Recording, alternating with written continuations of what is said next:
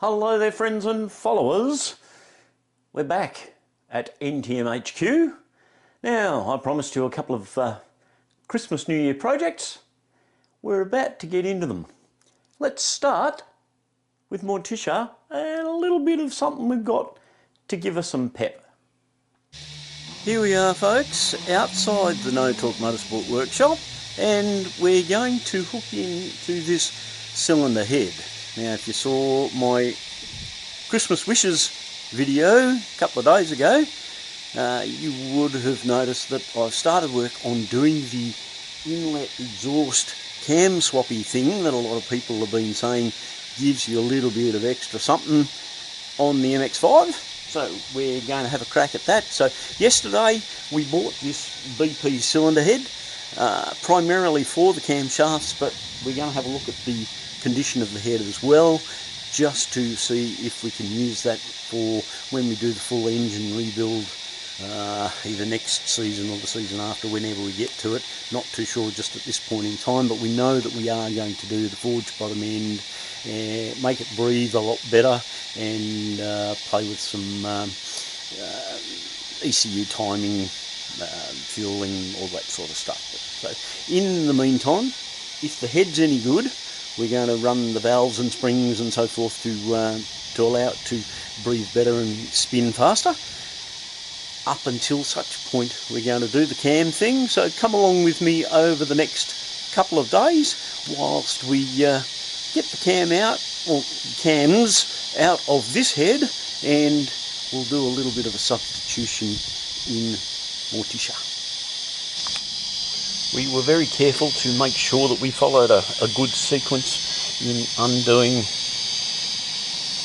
the saddles on the cam on the exhaust of this particular head. We're going to do the same on the inlet cam, make sure that we don't actually break the cam. We're then going to do a little bit of inspection of what the condition of the head is like overall. Can it be used to be rebuilt for something fancy on the next fancy engine? So we're going to get the ratchet onto these bolts here, following a nice sequential pattern in a circle, and only going little bits at a time. We don't want to undo the whole tension in one foul swoop, so we'll go, as I say, around and round quite a number of times on this cam. I'll see you in a sec once we've got the cam out. There you have it, with the saddle bolts removed from the journals. We've laid them out in a nice sequential order so that we know where they can go back into. Not super critical, but hey, always good to get good habits. Let's gently tap on these with a nice plastic mallet and just ease this cam out of where it's at. And so the cam has been liberated from its holding. We've kept everything in order over here. Now of course, these cam journals, the bearing journals, they are really well marked. They've got an I on there for inlet. Over here, these have got an E on them for exhaust, so that's great. They're numbered, so we know which one goes where, and there's a little arrow pointing the direction. So really it's a bit of a foolproof method, but as I say, it's always a good habit just to have them laid out so that when you put them back, they go back to the right spot, because it is critical that you keep your cam journals, your bearing journals, in the right spot. But anyway, as we say, we've liberated this cam. We're going to go and measure up this one as well as the exhaust one. This is the one we no, it's the exhaust one that we particularly want, because we want that to go on the inlet of Morticia. But you know, if this one's good, we'll clean it up and keep it as a spare. Always good to have.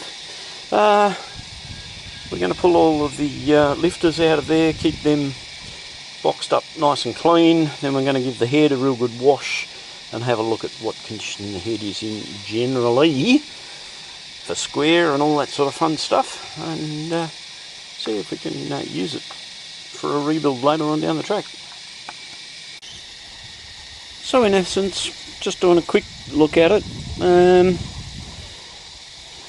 No unusual marks anywhere that would suggest that there was a problem with the head leaking. all the water jackets and oil galleries looked like they were working as they should without any build-up of nasties. Not too sure what this little mark is down here though. This concerns me a little bit. Bit of a mark on the edge of the cylinder there on number 1. We'll probably have to deck it anyway, and I'm sure that what is there shouldn't be too concerning to affect combustion and so forth. But look, valves look pretty good. Looks like it was running okay as far as the colours and so forth go. Yeah, kind of happy with that. We'll shelve that one for a little while, come back to that down the track. Now we've got the 2 camshafts here, one's the inlet, one's the exhaust. Now the exhaust we are changing to be the inlet in the other motor. Now if any of you have seen YouTube videos on the inlet exhaust cam change, you'll know that there's some stuff that's got to happen to this cam, i.e.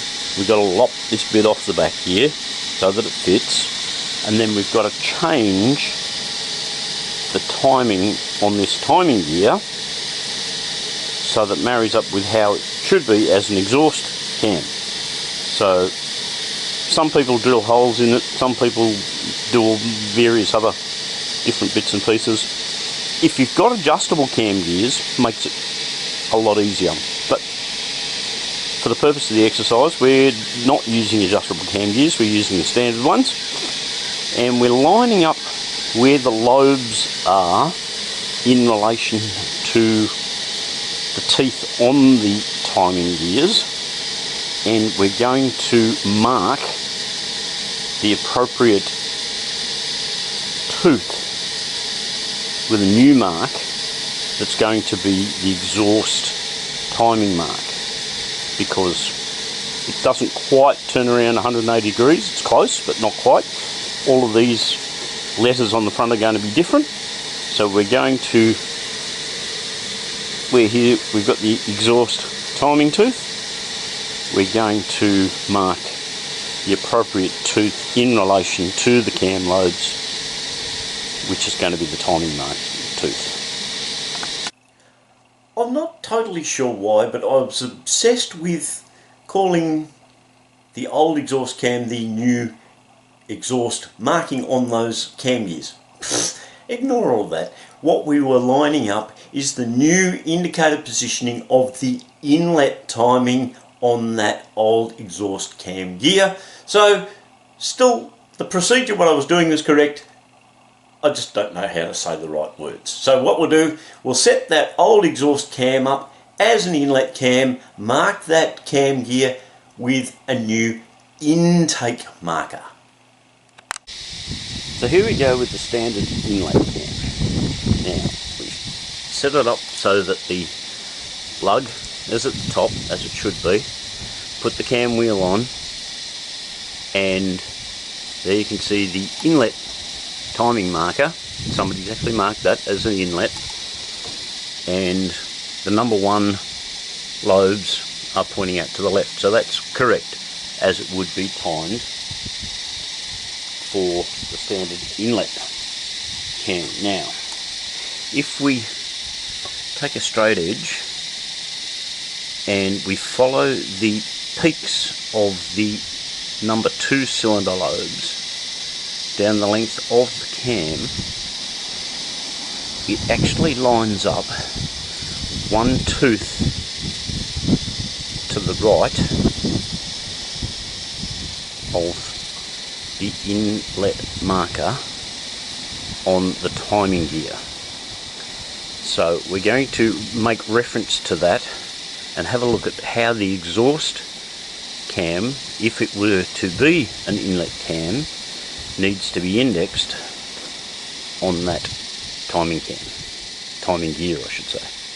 So here, if we take the exhaust cam but we rotate it and position it as if it is an inlet cam, so again, number 1 lobes pointing to the left, number 2 lobes straight up and down, exactly how it should be as an inlet cam. Now, that means that the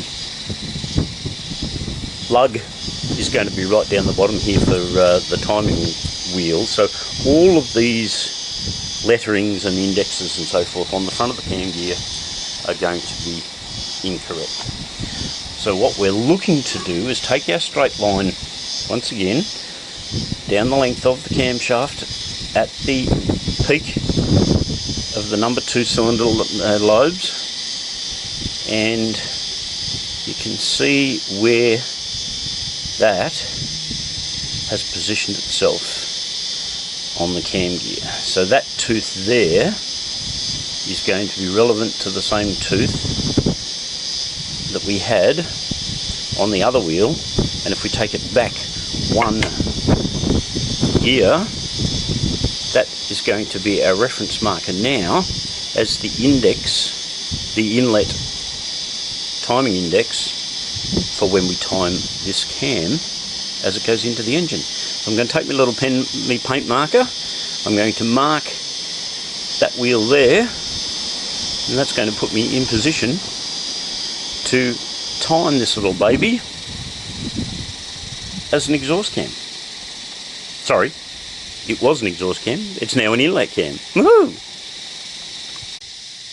Now, given those little faux pas of expression, let's go back to the standard carpenter's practice: measure twice, cut once. So, once again, let's look at the positioning. Number 1 cylinder, number 2 cylinder lobes, straight line off the number 2 cylinder lobes, line that up with vertically with the camshaft. There is our cam tooth that we need to be one tooth back from, so this is going to be our inlet timing marker tooth. Now, as you can see, I've marked that tooth. That's going to be our new inlet timing marker. Once we put this baby in place, I've taped up all of the running surfaces so there's no contaminants can get onto any of those while we're doing some work, and we're about to get out the cutting wheel and cut the cam angle sensor off the end of this shaft, as the cam angle sensor will remain on the back of the exhaust shaft that will remain in the car, so that's no problem, as this is about to become an inlet cam and has nothing at the back. So we need to get rid of this so that it's not getting in the way of everything inside the head. Well, there you have it. We've taken it to it with the cutting wheel, cut the cam angle sensor off the back of that, cleaned up the end of that so it's a nice clean finish. There's our camshaft basically ready to go in. Let's start on the stuff that's in the car at the moment.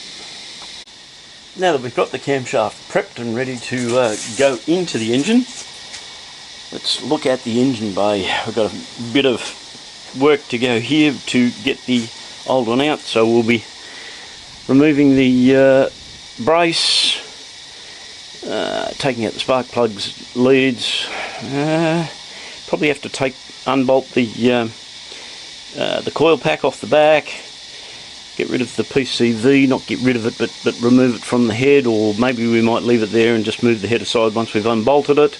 Unbolt all the nuts across the top of the head, get that off, and that should be pretty close to what we need to get it happening. Now, we might have to take some front covers off just so that we can get some tensioners to get the cam belt on and off. So, let's get to. Righto, so we've taken off the brace, we've unconnected or disconnected a few of the bits and pieces as I mentioned, unbolted the rocker cover, and just as a bit of a sanity check, we rolled the engine around so that the timing markers are there at the top, and we've taken our straight edge to measure up those timing notches as I mentioned before. All looking good. So we'll just get down there and release the tension on that timing belt. Start pulling that cam out. And now here we are. The old inlet cam is ready to come out. The new exhaust cam going in as the inlet cam, ready to go in. We've taken to with the verniers. Sorry, jumping around there, having a little bit of trouble with this. We're running in some low light. So we've taken to with the verniers. We've measured up the size of the journals on both of those cams. They all measure up okay. The lift and so forth is not an issue. We got that little bit of extra lift happening from this exhaust cam going in as an inlet. So let's start bolting her up. It started to get a bit dark there last night, so we decided to call it quits, because this next little section requires a bit of accuracy to time it up. So, and here we go. We've got the new cam in the inlet side. It was an exhaust cam. It's now been modified to be an inlet cam. We've marked the drive wheel at the front. We've marked the belt 19 teeth between timing marks. So let's start putting it in, then we're going to torque down the journals, start putting it back together. And that's got both the timing markers perfectly straight up and down. Got a bit of tension there happening on the timing belt.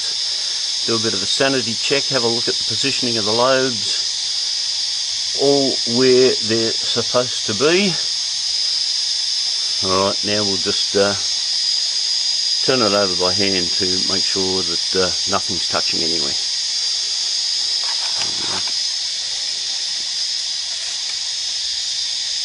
Put this on here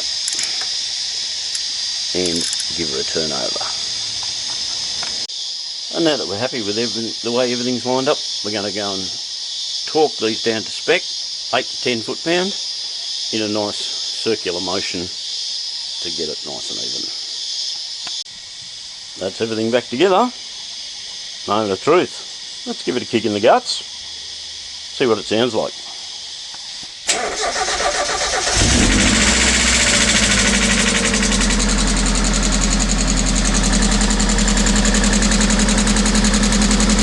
A little bit of tap and rattle as the lifters pump up. All in all, so far so good. Moment of truth, the real test, we'll be taking it for a drive. Okay then, so I guess now what we really need to do is take the girl for a drive, see how she feels. We know it runs, see what it feels like under the foot. Righto, so we're happy that she's starting and running, doesn't make any funny noises, so we're good with that. But before we take it out for blood, haven't put a timing marker and a timing line on it for a little while, so I just thought it could be a good idea. Let's just check the timing, give that a bit of an adjustment, then we'll take it for a bit of a rag around the road and see what it does. Well, we took the little girl for a bit of a blat, and certainly you can hear the little bit of lumpiness with that slight bit of extra overlap. Does feel like it's pretty good. 3 more little things that we need to do to her before we get her out for the 2025 season. We've got to order in some parts, but we're going to put in some stronger sway-bar mounts. We're going to put in the brake support bracket that sits behind the master cylinder against the top of the strut, not the strut tower, but the suspension tower. And we're going to also, the clutch fluid's looking really manky, and rather than just clean that out, I think we're going to pull the whole clutch line out and put a shorter clutch line reinforced in there with some fresh fluid and so forth. So yeah, a couple of little things before we hit the track this season, but essentially that's Morticia done for the Christmas New Year projects. We've got some other stuff we still have promised for the Christmas New Year projects, so let's move on. Well, now that we've seen where we're at with Morticia, the other Christmas New Year project was going to be the daughter's Hyundai. However, as we've started to do the project, we have a bit of a look. We've got the fuel pump, we've got the fuel filter, but what is also within the canister inside the tank is a fuel pressure regulator, and could potentially be a contributing factor to the starting issues that we're having with the Hyundai. So rather than going into the tank twice, we have ordered a new regulator, and once it's here we'll eventually get to that one. So the Hyundai's been put on hold for the moment. The other thing we're looking at in the Hyundai is because the infotainment centre, stereo, head unit, etc., is playing up. We were considering getting someone to reset the internals of it, but thought, nah, bugger it, what the heck, let's update it. We're going to do a full head unit replacement. So if that's something that catches your curiosity, stand by for that one, because there is a bit involved with the Hyundai to do the head unit, so watch out for that. As a result, we've got a bit of a change of tack, and the alternative project to the Hyundai for the Christmas New Year activities is going to be this Subaru Liberty. Is what we're going to be working on today. We're going to do a radiator replacement on this one. Now, this is Lachlan. Say hello, Lachlan, friend of the garage. Morning. Morning. It's probably afternoon by now. I had a late finish this morning, but bring her on in. We'll set her up around about here. Let's see how we go. So, Lucky, what are we doing to your car today? Taking the motor out? No, radiator upgraded. We're going to upgrade the radiator in the Subaru. Now, the Subaru, it's not giving a huge amount of trouble at the moment, but they have a habit of getting warm. So we've got the alloy radiator to replace the factory radiator. So we shouldn't be standing here talking about it. Let's get in and do the work. The old radiator removed. We've got the unit sitting here.